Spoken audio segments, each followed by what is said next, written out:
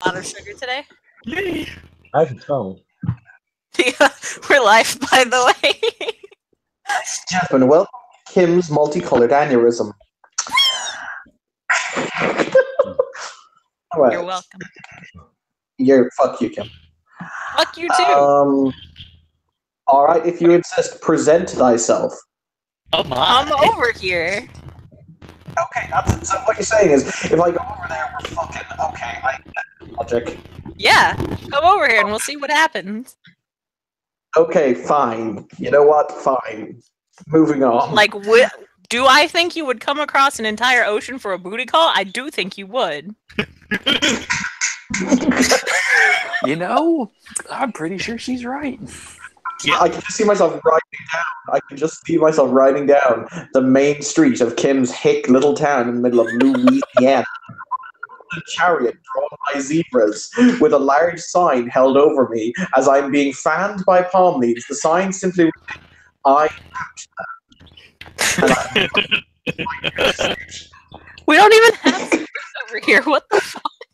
It would be alligators, damn. Get it right. Not Kim. Alligators or catahoula? Still alive, people. Still alive. Yes.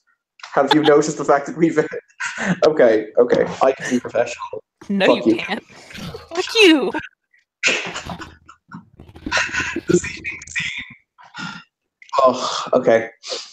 And deep breath. And we're centering ourselves. And all is right with the world. Bullshit. This evening's scene will be set unusually not inside the Teftani bar, rather just outside the Teftani bar. As everyone makes their way towards the bar, they will immediately be hit by the sound of sweet flute music drifting on the air, so beautiful that it almost makes your innermost self weep. You picture your first kiss, your first heartbreak. You picture the face of your mother. And if she has passed, you then see yourself standing beside her coffin. Such tragedy and ecstasy rolled together in one feeling that washes over you as you listen to the hypnotic notes of this flute. Make your way towards the bar proper. You will notice there's a man sitting outside and slightly to the left of the entrance. He's dressed in rather unadorned, plain silk clothing, clearly of Eastern descent. He has a flute, a very beautifully carved flute that appears to be made from black obsidian or perhaps jade. It's hard to see from this distance. But he's playing this ear-wrecking, beautiful music, and no one else, save you, gentlemen and ladies, seems to hear it, seems to be able to perceive it. They just walk past him as if he is not there.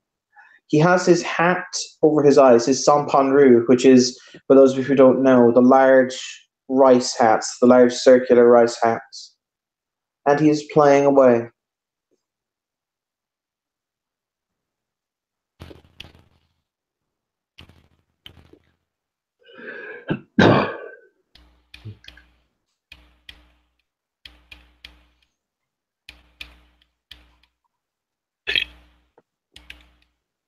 That's true. Zach will just stand there and listen.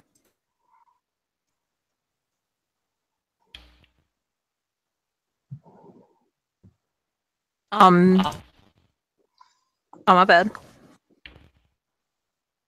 I will go over and he'll quietly sit down and listen. Try to get them at the quiet. Okay.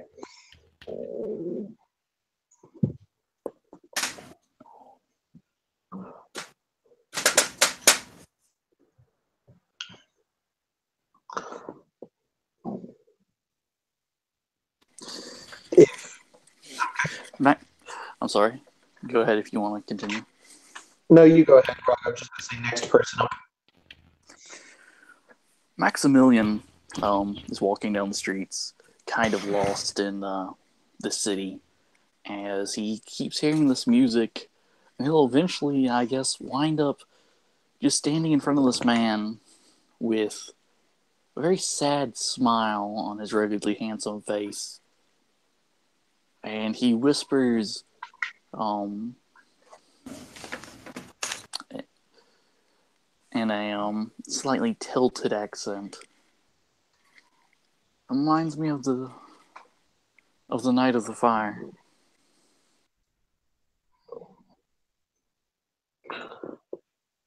Okay, and Brett, you are the last. Can I hear this in my car over the sound of everything else? That's because my character, when he drives with the music blaring. Yes, this cuts across the music. As a matter of fact, you don't hear the other music. This would definitely cause me to stop, park, get out, click the button on my car. I'm going to look to Jen Friend and ask Nazir if he hears it. He'll shake his head and say that he doesn't know. Watch my back, my friend. As you say, so shall it be done. Oh, come walking up, dressed in a tie-dyed, rhinestone-studded leather jacket, denim jacket with black trap pants with chains on them, and a pair of Doc Martens on his feet. Just looks like he doesn't really get the concept of Western style. And he'll walk up and look around at all this. I'm just lost. The seated figure will bring the piece of music to an end at a high note that alternates. And in that moment, you feel as if you were falling. You feel the emotions come to such a height, and then there is the staggering silence. And you almost feel as if a knife has slipped into your heart at the fact the music is gone.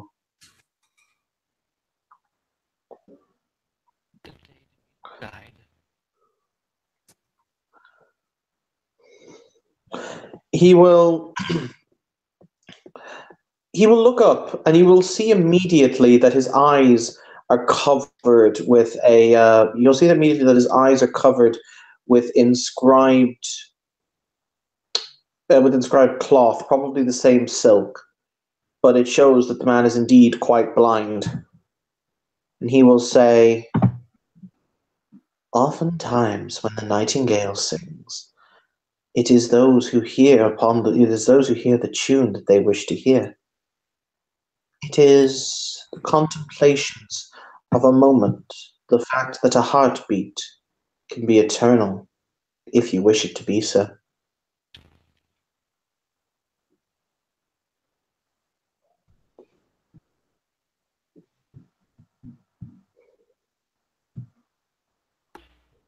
Good sir. What is your name? He will contemplate for a moment, and he will say, "An interesting question." He contemplates, and he says, "I have long ago forgotten. I have what people call me, but I cannot remember my name." My name is Jordan Brown. It is very nice to meet you. It is very nice to meet you, Mr. Brown. What do people call you? Byron, your mic is doing that really crackly thing again. If you want to just jump in and jump out, that tends to fix it. Cool.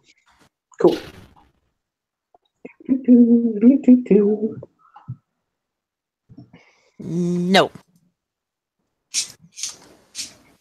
What's no? I don't know. Oh no. Okay. He will bow his head to Jordan. He won't extend his hand, but he will bow his head respectfully, and he will say, "I am the shadow of the nightingale upon the western moon. It is a pleasure to meet you." Doesn't be you. His head will, his eyeless, or rather, his face will look up at Zach, and he will look at Zach as if he were looking you in the eyes, which, from someone who can clearly not see, is rather disconcerting. If you understand me. And he will say, "I am sorry that your heart is so heavy with sorrow. Your music is discordant."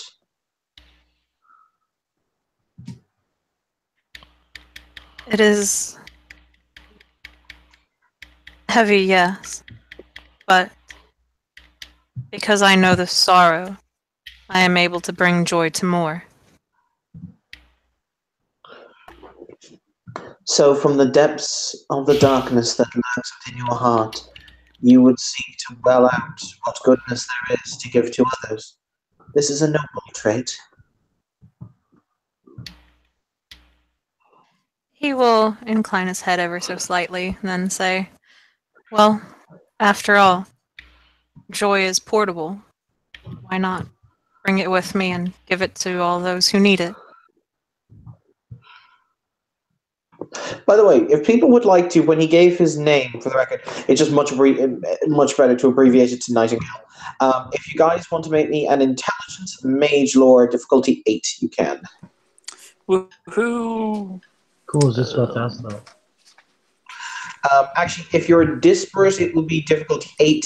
If you remember the traditions, it will be difficulty 7. Go.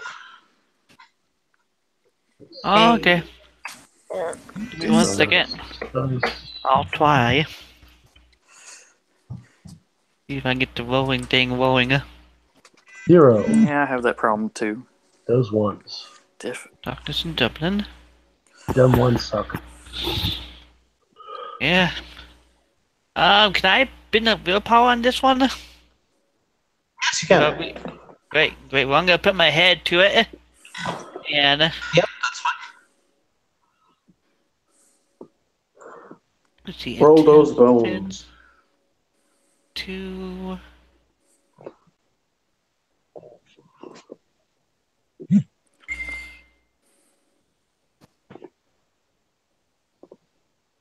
Wow. Holy balls, One, Batman! I got 3 successes. Okay.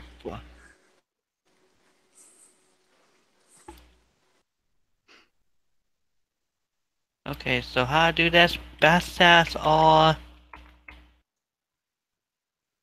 I beg your pardon? 40.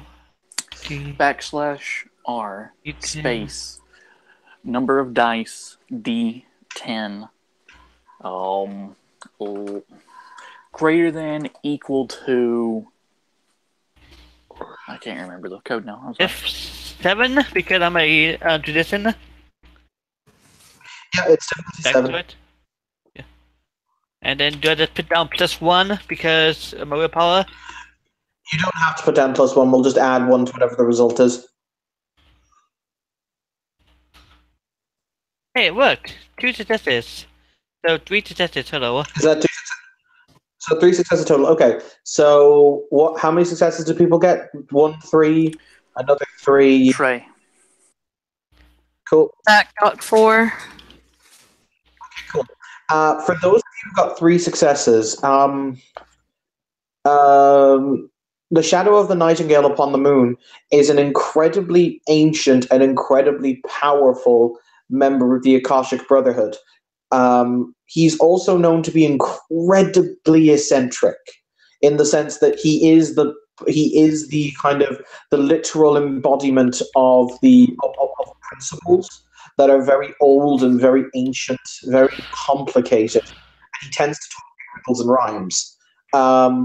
You, Zach, will get everything of the above, except you'll also know that he is also the guardian of one of the legendary treasures of the Akashics, but you don't know which one.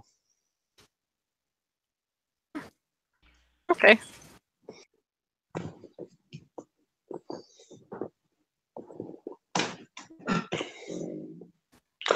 Okay, so that is what people get with their successes. Brett, he is just some weird blind guy.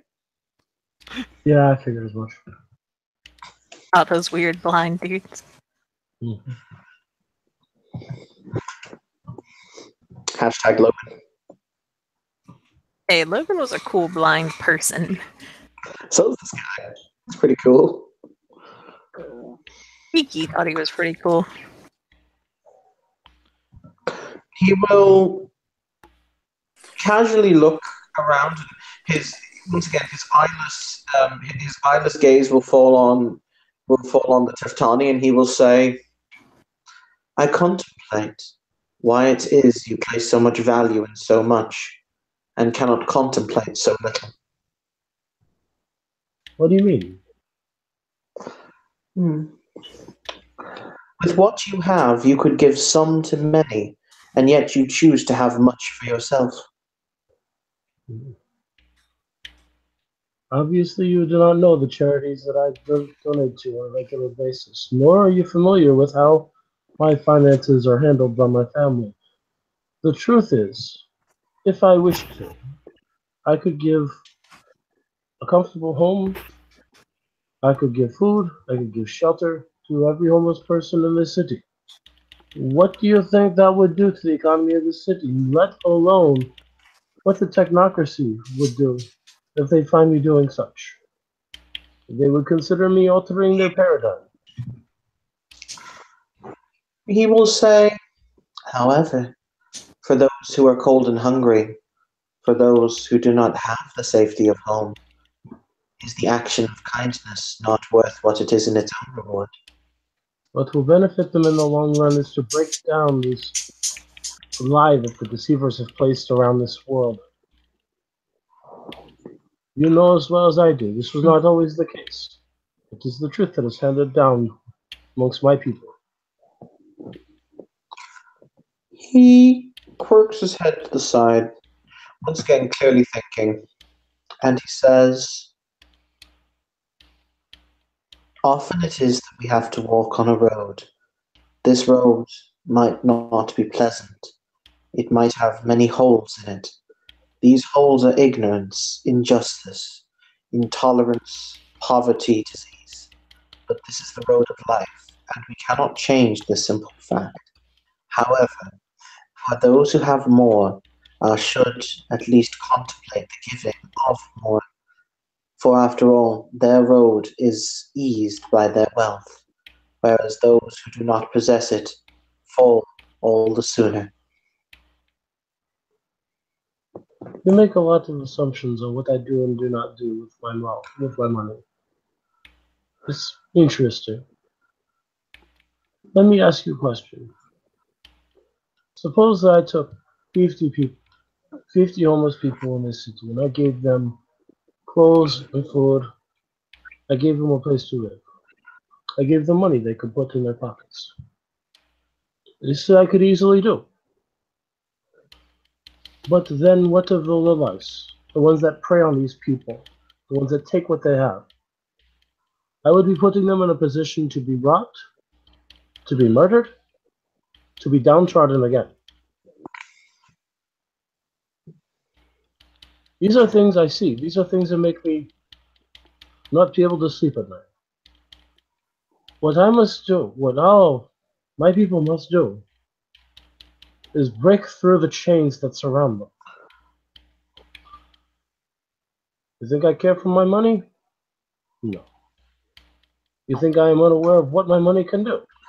No. I drive a nice car? Yes. I wear interesting clothes? Yes. I live well? Yes.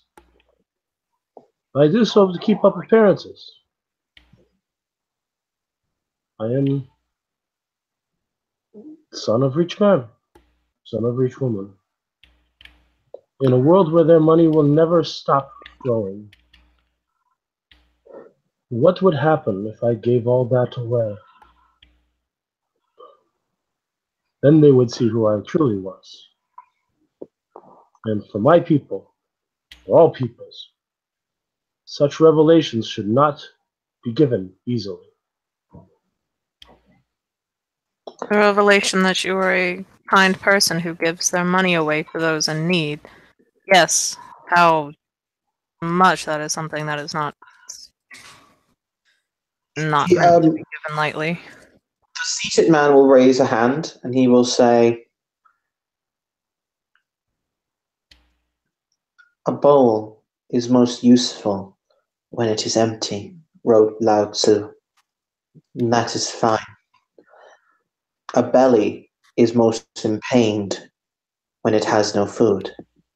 However, a bowl may be useful when it is empty, but a bowl that is filled with rice, to the hungry, is always gratefully received.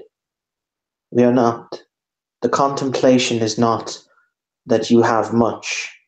However, it is more the understanding that the much is not you, and you are not necessarily the much. These are harmonies that must ring true together. After all, are you what is the sum of your being?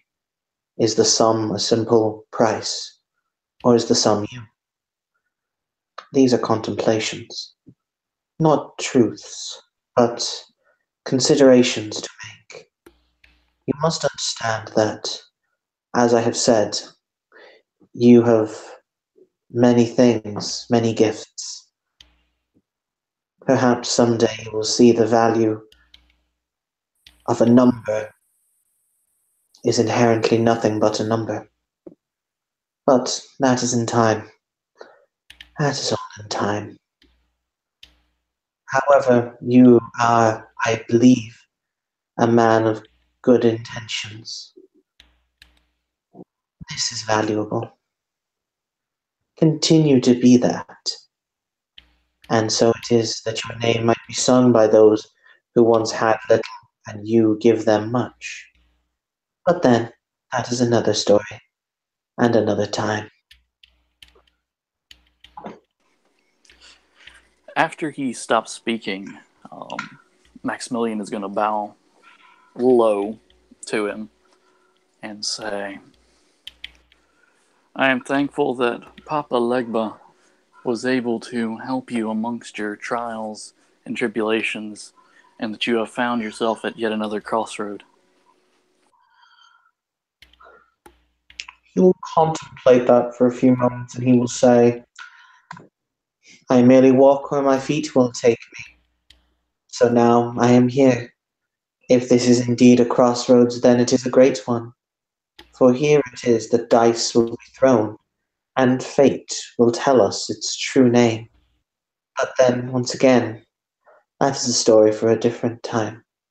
I played tonight the music of Dublin, this city, this flower, both rotten and beautiful, both true and a lie. All things are simple contradictions. There is so much pain here, so much terrible pain. And I feel it. I know it. But I am also here for selfish reasons. There is something that I have lost that is here. But then again, the person who will grant us salvation also stands before me.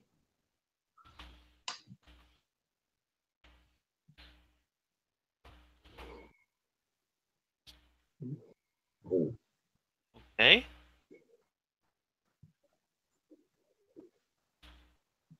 Or rather, no. Those who would grant us salvation stand before me.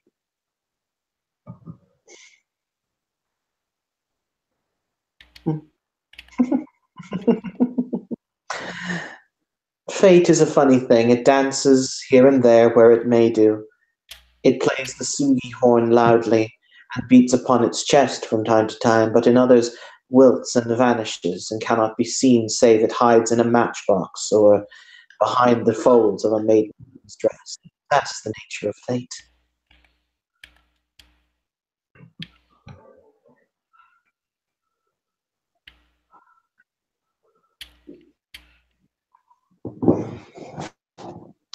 At this point, he's going to very shakily stand up, and he puts his hands immediately to the wall to kind of make sure where he's standing. You know, the typical kind of "I am blind man. I really can't see where I'm going." Zach will. Maxim, go ahead. Yeah, Zach's gonna kind of gently, not so much as just kind of grab him, but kind of place his hand near his to where he can feel it and take it if he wishes. But not that kind of like, here, I'm gonna just grab you like some rando stranger. Do you need some place to craft something to eat? He will contemplate. He will say, "This one has not eaten in many days. Food would be much appreciated." However, he looks behind, he kind of contemplates and he says, "Here," and he taps the building with his foot, "is not the most fortuitous place to eat this evening.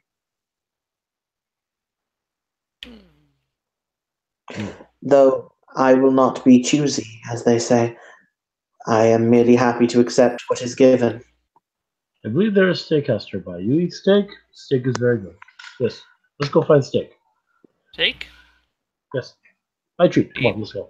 Do you know a good steak place? Yes. Just a little ways down. There's a good steakhouse that's just a block or two away from here. It'll be called Big Joe's Smoke Meats, because I feel like having a Big Joe's Smoke Meats in my life. Yeah.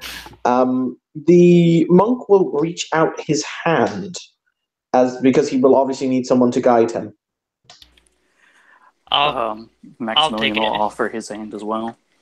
Okay, Jordan got there first. So the monk will very gladly put his hand on your shoulder, and he will walk behind you, and he'll start humming very musically as you walk. Roros will actually get on his skateboard and lead the way with Nazir next to him. So for you, those of you who have never met Nazir, it's a guy dressed entirely like he's dressed like a Sikh, right? Was he? Evan? No? I beg your pardon? You said that Nazir is dressed like a Sikh, right? Oh yeah, Nazir dresses. No, he dresses like a Bedouin. Okay. So silken robes, and the only thing you can tell about him that's a little off is he has gold eyes.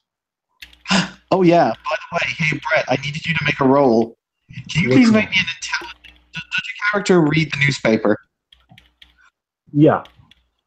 Okay. Well, he gets it downloaded onto his iPad, which he then reads. Okay.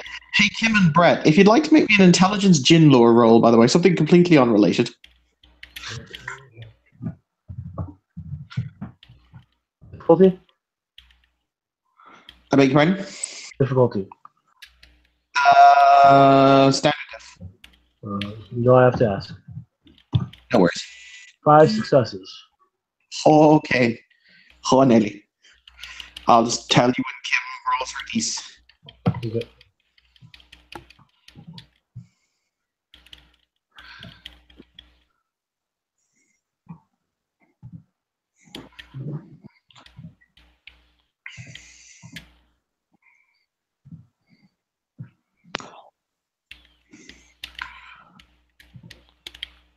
Hang on, because Kim's playing WoW or something. Kim! Kim!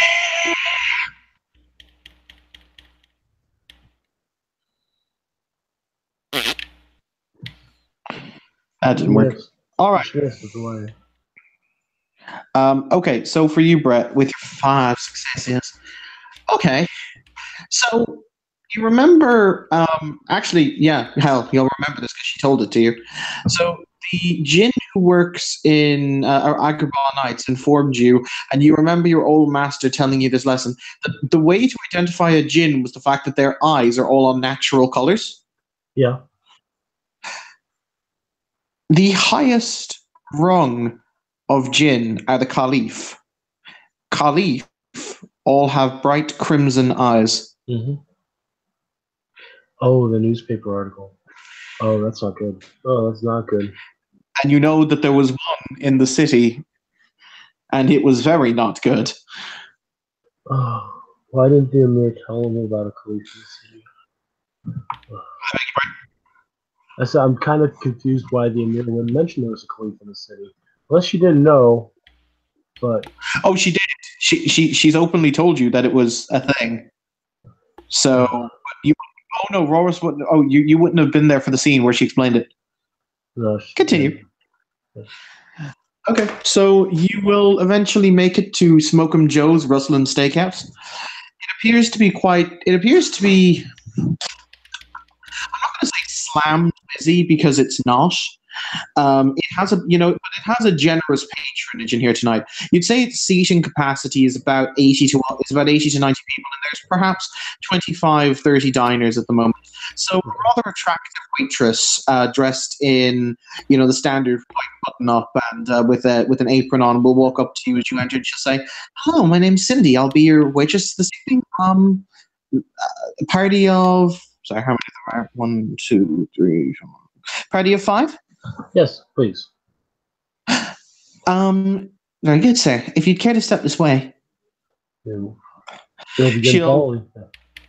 she'll walk you down. She'll walk the collection down to a rather comfortable booth, and she'll say, "Can I get you anything to drink?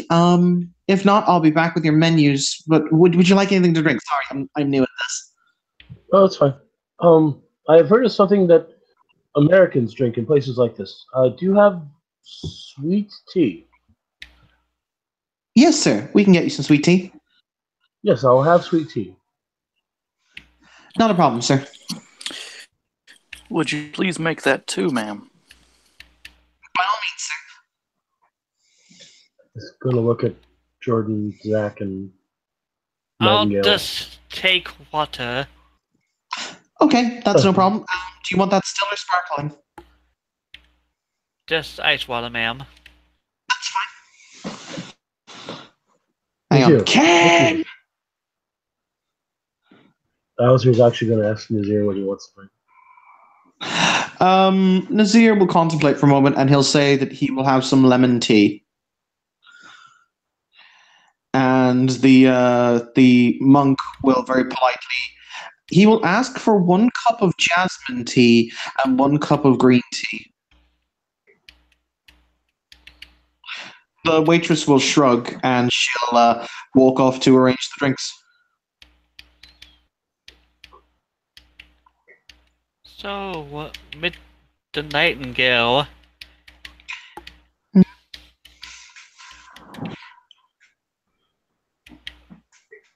Do you, by chance, get any stories that you can share with us just to pass the time while we wait for our food? Stories. He also actually clap his hands together. That is not polite. Mr. Nightingale is our guest, therefore he is under no obligation to entertain us. In fact, we all should be entertaining him.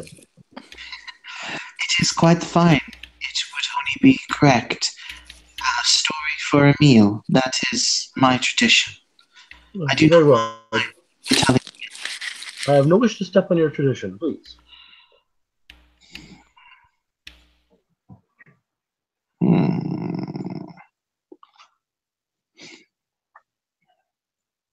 There was a great garden once, a garden that had a wall 100 feet high. It was beautiful, this wall, white as alabaster stone, with blue tiles upon its roof. But behind the wall to the garden was an even greater surprise. For behind the wall to the garden lay the tree upon which the blossom grew. From the blossom came the fruit, the peach of eternal life. So I said to myself that I would try these peaches and I would sample them. However, I would have to climb a wall 1,000 high. So, rather than this, I simply spoke to my friends in the clouds, and I asked the clouds to bear me forth, and indeed the clouds did. They agreed. They said, yes, yes, we will help, we will help.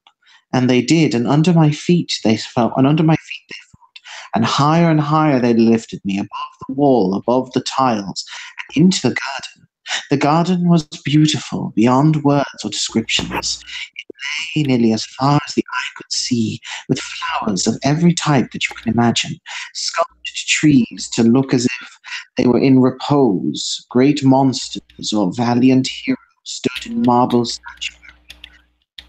And so it was that I snuck amongst the flowers, you see, left and right, hither and that, up and down, until such time as I came to the tree upon which was the flower, upon which bore the fruit, in the centre of the garden. And it was beautiful, bathed in a golden light. It was perfect, one could say, for upon the tree that bore the flower that had the fruit was the perfect fruit, the perfect peach. And now I said to myself, I can take but one, because should I take more than that, the master would surely notice, and he has a terrible wrath. So it was, I climbed the tree that bore the flower that had the fruit. Step after step, I climbed up its golden branches, until I found myself higher than I thought I could be. And then it was I found that all the flowers on the trees had borne their fruit. However, they had all been picked, save for the fruit on the highest branch, high above all the rest, and towering over the garden. But I was not afraid. So I climbed and I climbed and I climbed, until it was that I managed to find myself at the top of the tree that bore the fruit that had the flowers. And I picked the single fruit, the only fruit that was left. However, unfortunately, I'd rather misinterpreted my weight and the tree's and the weight the tree could bear. So snap, snap, snap came the sound as I fell. However, I was clever, and I greedily ate the fruit as I fell, the most sumptuous of tastes. For after all, it was a fruit that was born on the tree that bore the flower that bore the fruit. And then it was I fell, down. However, I had eaten the peach of immortality. So it was that even when I fell to the ground with an earth-shaking thunk, well, I was quite fine. However, unfortunately, I fell right in the middle of the picnic that the lord of the house was having, and he determined that I had been very naughty, and said that in order to work off my debt, I had to go and clean his stables. But that, I assure you, is a different story.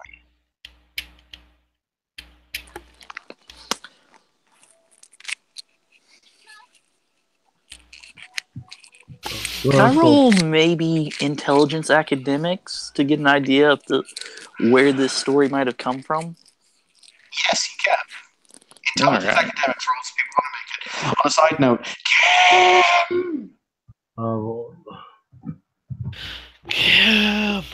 what's the difficulty on that? 7. 0 successes. 9 and a 1. Maybe she jumped in the shower? I'm going to spend the willpower. Okay.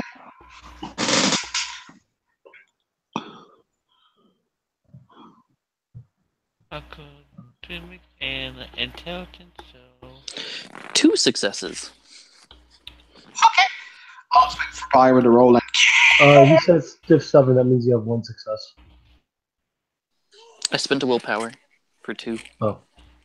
The 8 and the willpower make 2. Okay. Do you know?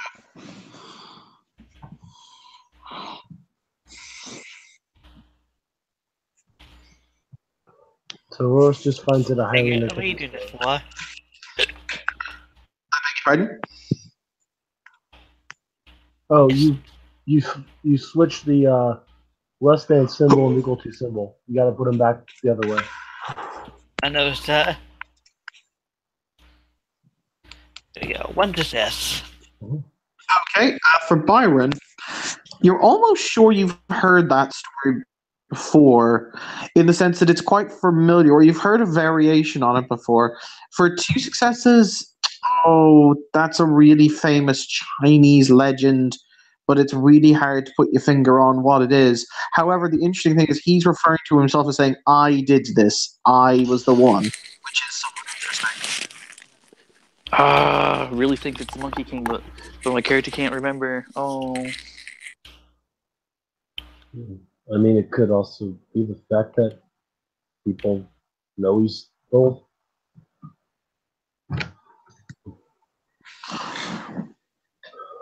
The waitress will walk back up and she will hand you your menus and she will place your drinks in front of you before she will walk off again.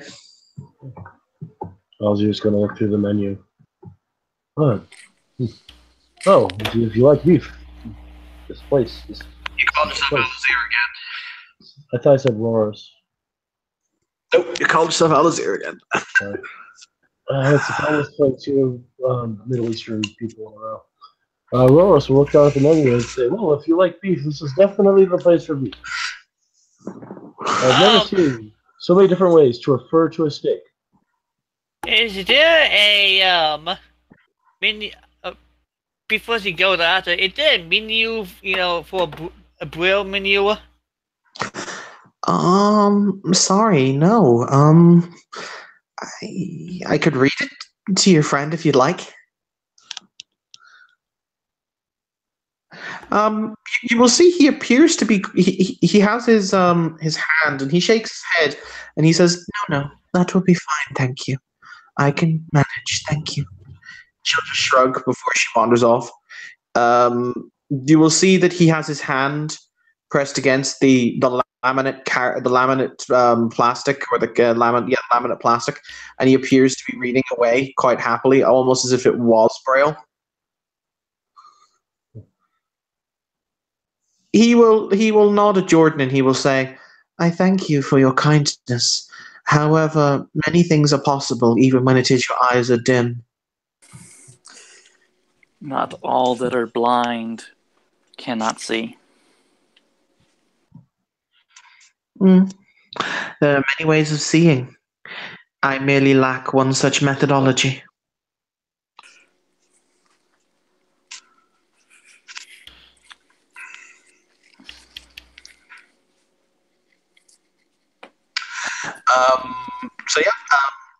Hang on. Brady, where the hell is Kim? She might be having to do something with her family or something. That's fair. Had to take a shower. I did message her and she hasn't seen it yet, so. So the waitress will return. What would you guys like to order?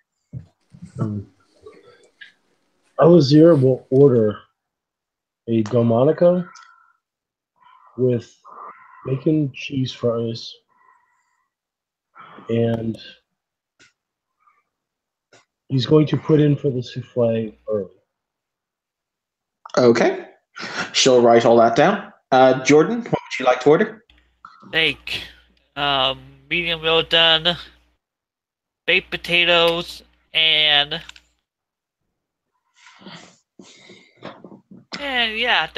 some green beans. If you want Okay. the souffle, you should order it now. It takes 30 minutes, and it would take a long time at the end of the meal. I will add that he is indeed correct. You would guess this is probably their last serving because the hour is getting late. I would also like the souffle and the, if I'm reading this menu right, 36-ounce steak, blue. My friend, are you wishing to take your life in your hands? I always take my life in my own hands. However, this has been a trying day where I have sailed across the sea. The monk will very casually he will refuse any offer of dessert, and he will ask for the assortment of barbecued vegetables before he will bow his head in thanks. By the way, you've only seen him drinking from his own cup of jasmine tea since you guys started to talk. However, as you look over, you will notice the fact that the green tea is now also drunk, but you've never seen him touch it. I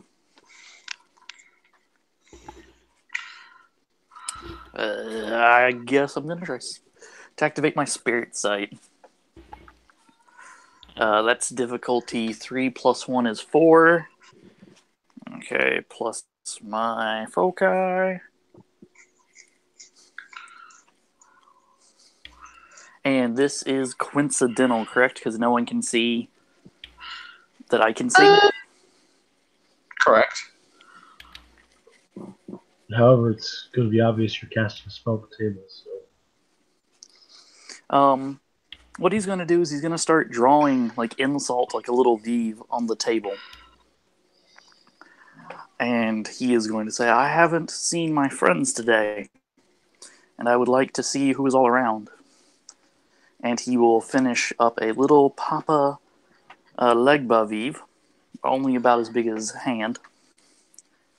And I will spend a willpower. And it will roll eventually. Boros is going to take a salt, put some in his palm, and then toss it over his shoulder.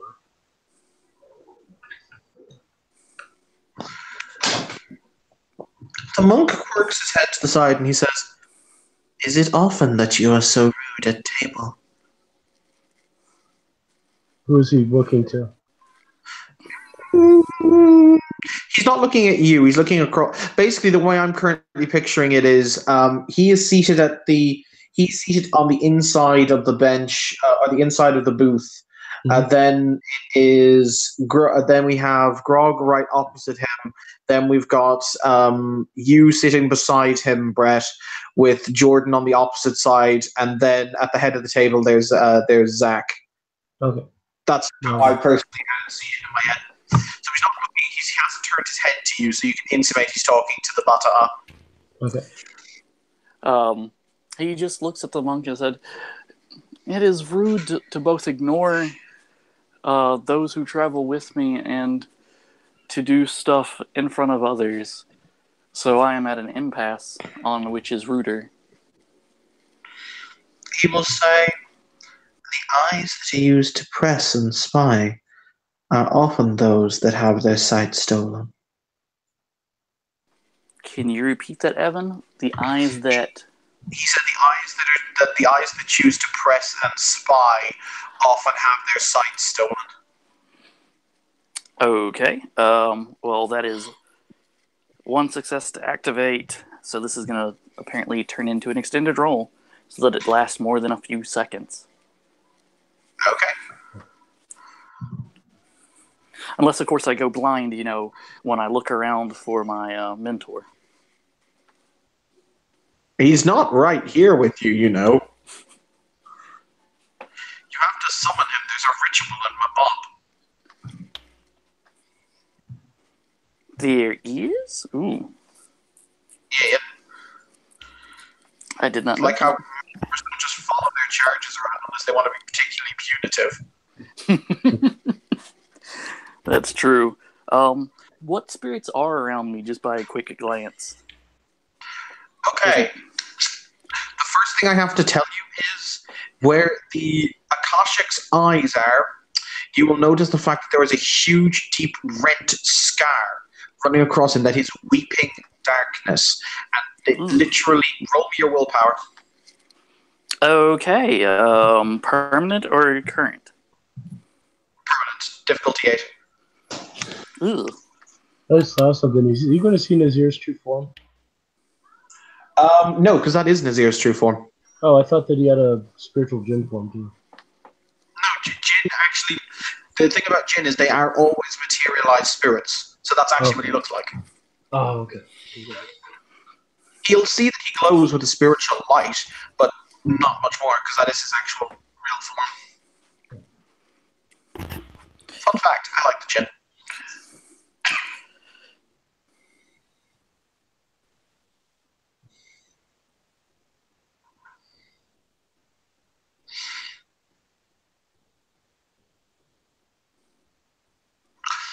How'd you do, Grog? That's a fail. It is not a botch, but it is a fail. Okay, that's good. It was a fail. You know how I made Sam have a heart attack once? How? What now? I said, you know how I made Sam have a heart attack once? Yeah. Yeah. If you'd botched, you would have had a heart attack. Ugh. Okay, hi, Grog. I'm trying to think. That's some serious shit. I'm trying to think how I would describe. Okay, you know how Baron Zombie, Baron Somedy has two sides to him. There's Baron Somedy and there's Baron Zombie. Yeah. Yeah. Essentially, Baron Zombie keeps the really evil, fucked up dead. And Baron Samedi is the kind of the shepherd of the more righteous dead. You just looked straight into Baron Zombie's hell, and it looked back at you. Roleplay accordingly as you lose your shit. Okay then.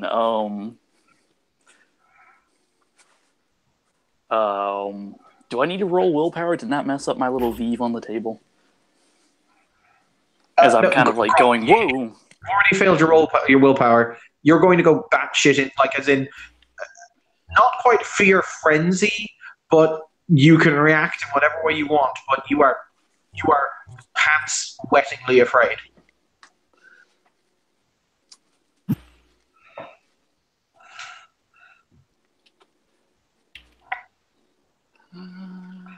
Pants wettingly afraid.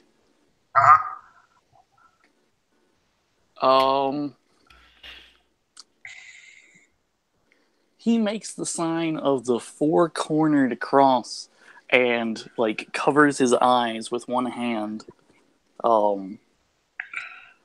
And calls out in a very quiet voice, "Oh, Gede, save me." Or Gedi, I believe is the translation. There's a very audible sigh from the monk as he says, "I warned. He did not listen." Norris just has his head in his hands, like this.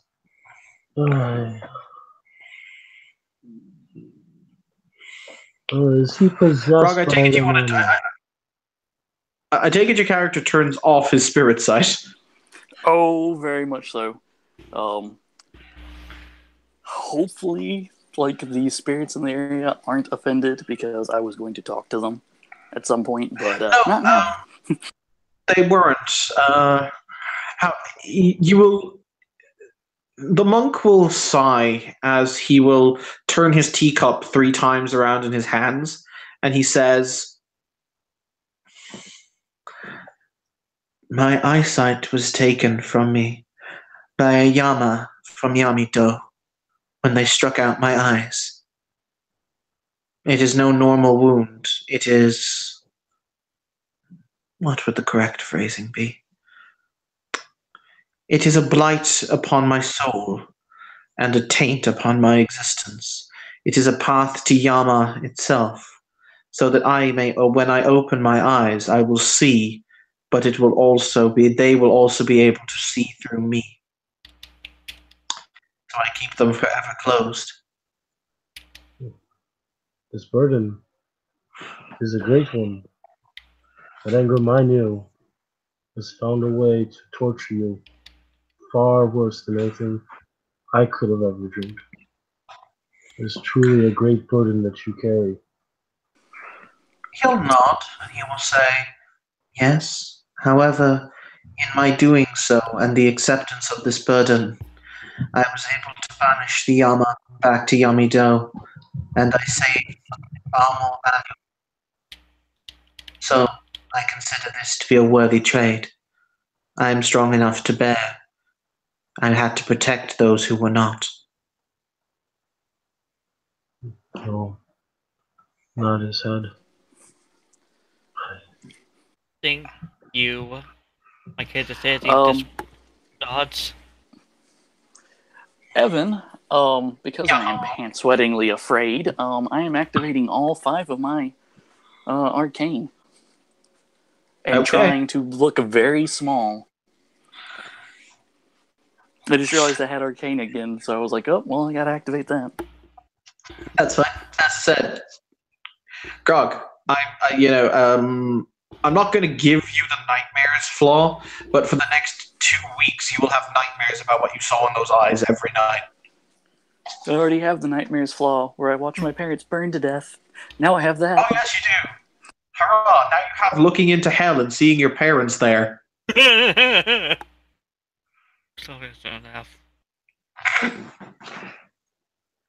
You're not sure if that was real.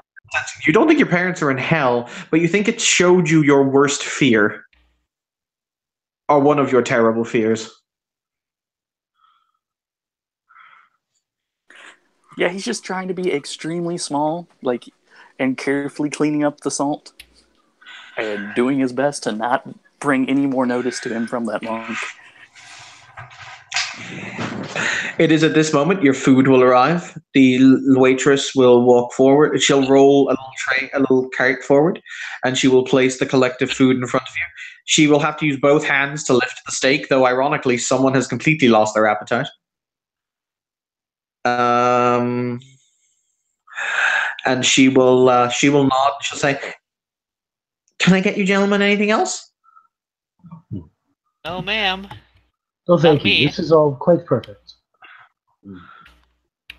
Okay, well, if you need anything, or if you'd like more side orders or anything, just let me know. Oh, could I get another glass of sweet tea? This one is quite empty now. Absolutely, sir. That's not a problem. Thank you. You will see the monk will very slowly reach into the folds of his robe, and he will withdraw two very used-looking chopsticks before he will bow his head and proceed to start mumbling what we would assume is a prayer. And he will then extend his hand in Roros's general direction, because obviously he can't see him. Roros will bow his head, and he will begin a Zoroastrian prayer. He will pray to Ahura and pray to the child's Oramanya, and to protect themselves from Aramane, aka Algramanya, and to bless the food in that name. Cool. He will then, ironically, everyone around here has a paradigm that relies somewhat on faith. So fun. Yeah. He will then point to Jordan.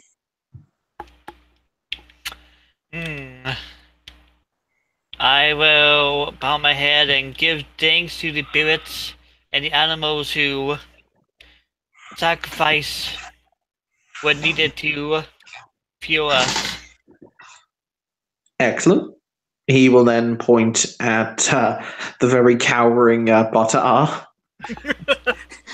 The 5-point arcane, and he just looks at him like he sees me. No. And he will. When you're in Akashic and you're a Finishing sphere in his mind, you can do some batshit things. Continue. I know, right? But he'll say in a very tiny voice, Gede protect, the Gede protect all here. See that none die before their time. Do not dig their grave, Barons Samedi. Do not open the way, Baron's cemetery. And I ask humbly, Madam Brigit, that you increase the love that each of us feels for each other and the world. And please bless the spirits of the animals that died in order to feed our hungry bodies. And last but not least, if Kim exists, Kim! That's a note. Has Kim died in her chair? Might have. I really hope not. It's doubtful. I think she just crashed from sugar. She was exceptionally hyper. But at that point, the monk will bow his head, and he will then proceed to, very gently pick up a fried pepper with his chopsticks and will proceed to eat. We'll also have the steak knife, and we'll be delicately cutting his steak. Because interestingly enough, Brett, you've just found this character's echoes. He cannot eat food unless he is gifted it.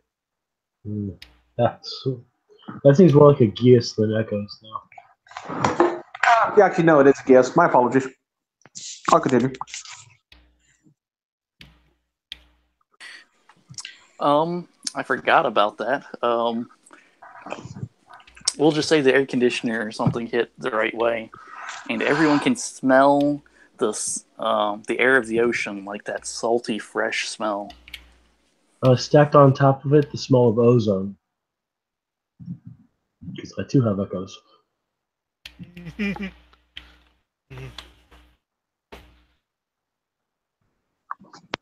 Nope. Unless you're looking at me with spirit. Like, nothing. He will say, as he eats, as I have said, soon there will be a great event, a conflagration of fate, or a conflagration of fate. So, when the dust settles, I will leave this city once again, reunited with the thing that I am sworn to protect. One of you, I think, may be the one to return it to me. Well, if I can, I will. If I can find out what it is. Is it one of the things that I've heard about that is required to defeat the thing that is unspeakable? He will contemplate that for a moment and he'll say, in a manner of speaking, yes, it was stolen, but it will be returned. It has merely gone to sea and it has gone to walk. That is its nature. It likes to see, and it likes to see things. It likes to see, it likes to understand. Interesting. You are guiding something, sentient then. He will contemplate, and he will say, yes and no. I am guarding the vestige of a soul, a mighty soul.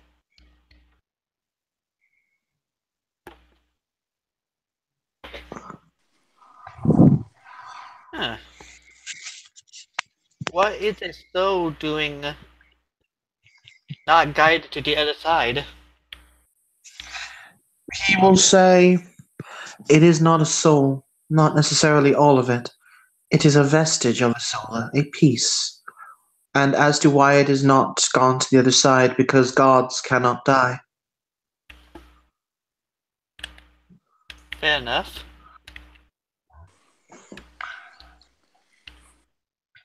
My order protects it until such time as its master comes again to claim it.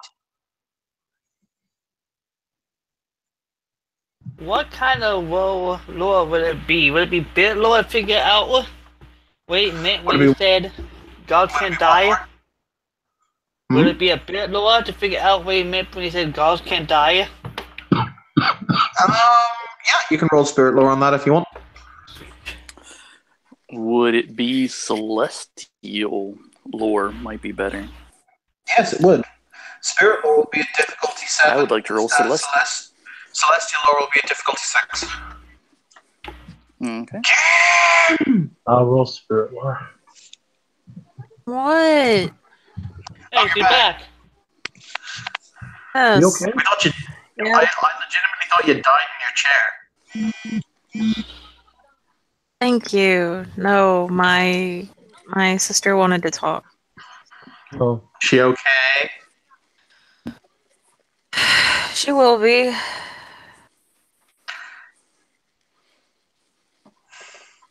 We're currently in a steakhouse having steak. Y'all are having steak. Zach's having a salad. Oh, so's the monk. Hey! Is that And- vegetarian? No, he really doesn't like to eat meat a lot unless, he has like a little bit once a week. well, Roar's also recommended ordering the souffle because it'll take too long to prepare later. But okay, so you're making lore spirit checks or lore celestial checks. So That's Zero successes. 3. That's 2 for me. okay.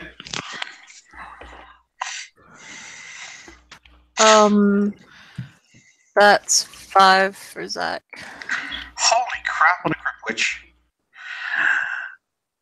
Okay.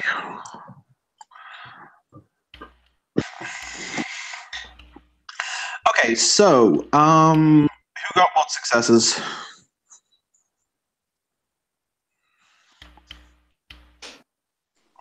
I got 2 with celestial lore. Okay, so we've got 2, we've got 5. Brett, what did you get? 3. 3, and we've got...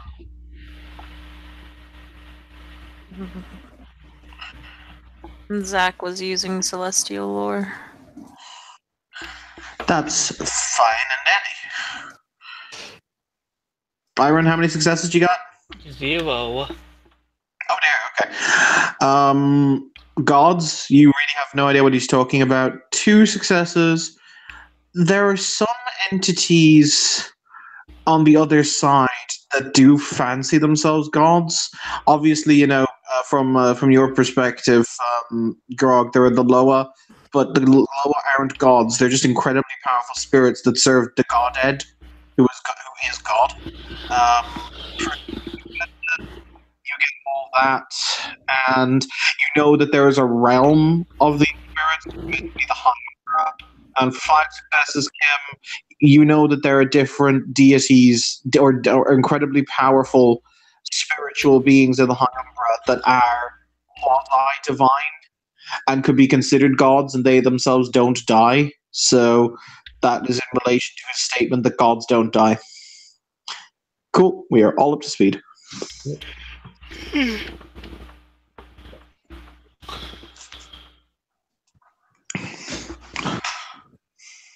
Bowser's going to eat a bacon cheese fry. He's going to say, truly inspired dish. Only one who is blessed with the genius of her own master could develop it. The chin will kind of raise an eyebrow and he'll say, Master of Masters, are you insinuating that the Lord of Light, he who is heaven, and he who is divine, inspired the creation of the chili cheese fry? Not chili cheese, bacon cheese. Of the bacon cheese fry. He's going to hold out the plate to Nazir. Nazir will politely refuse. Like, no. Oh, by the way, Kim, because I know your character has it, on a completely unrelated note, you want to make me an intelligence gin lore roll? Okay. Where the fuck is this lore? There it is. He has many lore. Damn. Okay. If you boost your stats with a sphere, do you get a specialty? Or is that only when you actually raise them? That's only when you actually raise them. Damn it. I'm very tempted to spend a willpower and do this at a higher diff, but I only have, like, not a lot of willpower. You can if you want. Like, I'm still getting over using all of my willpower the other day. It was bad. But only 2 successes. You remember you were reading that article earlier about the girl who won the lottery? Mm-hmm. You're nearly convinced that you remember something about Jinn and their eye color. Speaking of gin and eye colors, there's one sitting at the table. Oh, that's above his fucking pay grade right now. There is a Jinn currently sitting at the table. The He is skull eating... I never decided what he was eating. Give me a second. He's eating a chicken burger. Fuck it. I guess Zach will be that dude, and he'll just kind of turn over and look at the dude and say, excuse me if I might ask you a question. Of course, friend of my master. With your kind, what is red eye color? Red eye color is the color of the Caliph, the high of the Most High, Ninchati. I also say, remember, we were talking about this earlier. The little girl, well, not little girl. I showed you the paper. Ah, yes. I thought that was just the light of the lens, when it sparks and is slightly peculiar. Yes, but it was in these modern times they have things that remove red. Yet his eyes are still red. This I did not know. Hi, I Kim. need to keep you up to date on the technology. Well, I apologize for lacking in my teaching methods. It is quite all right, Master. It is more so that I am currently struggling with the use of the internet and this Facebook. So it is taking much time and concentration. I understand. Facebook is very confusing. I agree. Hi, Kim. Hi, Kim. Hello. Kazak remembers a thing. Okay. Does Kim not remember the thing? Kim is very tired right now. Wow, it's amazing how you were so happy and peppy. Okay. Yeah, and then we had to have a talk about a particular someone, and then Kim was just kind of like, "That's how this fucking night is gonna go." I'm sorry, but moving back. Yeah. So what is it that Zach remembers? Well, you remember there was a group of jinn that was supposedly active in the city. Yeah, and we were supposed to go find all of their little wajamigoos. I wanted one of them. Hi, Kim. Do you remember the Caliph that they spoke of? Oh no! Oh no. Oh yeah.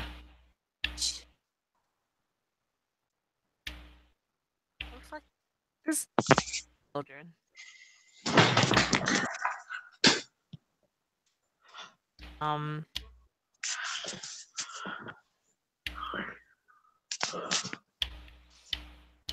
Now very concertedly is munching on his. He actually isn't even eating his salad anymore. He took like 2 bites and was like, But you have to understand that there are only but there were only ever 9 caliphs birthed. So it was under Lady Scheherazade, is the queen of all. And of those 9, only 8 now exist because one was locked away forever and a day for his crimes. Are you telling me that the missing Caliph? Oh wait, this hasn't been spoken out loud yet. This is just Nazir kind of filling people in on what a Caliph is and why it's important. So, Are you aware of a Caliph that's supposed to be active in the city? Most of them do not leave the city of Brass. Very rarely, if they do. No, if one of my kind was of that magnitude in the city, I'm sure I would have heard about it. There You is said something one. to me about a Caliph. Kim? "There is one. Your prince spoke of it once. He asked us to find it, and we have slowly been working on it, but unfortunately we have a due date for something greater when the world is going to end. So I've had my priorities with that. But there is your... Oh, what is it again? Satan Shatan. Shatan, yes. That's what he would have gotten it on the first try. Kim is just like about to pass out, yo. Do I need to roll my gin lore? Or do I know that Shatan's the one that's supposed to be in prison? No, Shaitan is the one who's supposed. Well, his name isn't Shaitan. That's what the Christians called him. His name is actually Shaharatep. Almost like my yeah. dude, isn't it? He's the one who's meant to be in prison. Oh, Nelly, he is evil. Oh, Nelly, he did bad things. Nazir's gonna. Roros is gonna look over Nazir. Shaharata. Oh, very bad. Very, very bad. Oh. who is he? The Jin gets down on his hands and knees and he starts shouting, Halan, making an absolute scene in the middle of the restaurant. Roros is actually going to motion for Jordan to get up. Alright, And I'll get up. He's going to walk over He's going to wrap his arms around his ear and say, "My friend, please, we need to speak to the Emir. I am surprised this was not brought to our attention." He will stop, and you'll see like look of absolute panic, and he'll say, "To answer your question, she had a friend of my master's friend, Shaitan, Shaharatab, he is one of the 9, birthed by Scheherazade, birthed by she who is the mother of all jinn. However, no. He was sealed away when it was we lost the house of 1,000 columns. Oh no. He did terrible things. It was a wish committed by him to bring death to the enemies of a city-state when he was on the finger of the emperor of the Sassanid Empire that brought the Black Death to Europe because he decided that 1 in 10 must die. He is no good. No good at all. And it seems he is on the finger of that young woman. It would be more kind to say that the young woman is on the finger of Shahada. Uh-huh. You don't understand. Any wish that the child makes, he will twist, he will turn, it is what is the term in the modern age? It is the monkey's paw. Yes. Do you remember I showed you that movie, The Wishmaster, which is very culturally unsensitive? It is, yes. That was Shaharatab, yes. Yes. Well, forgive me. I did not mean to. No. He was already upset when I mentioned the name. This is his nature. Come on. Please, will you get back up and will you finish your foot? He will very tentatively stand up and he'll sit back down.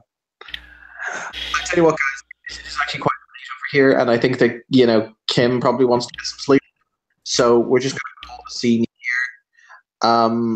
Yes.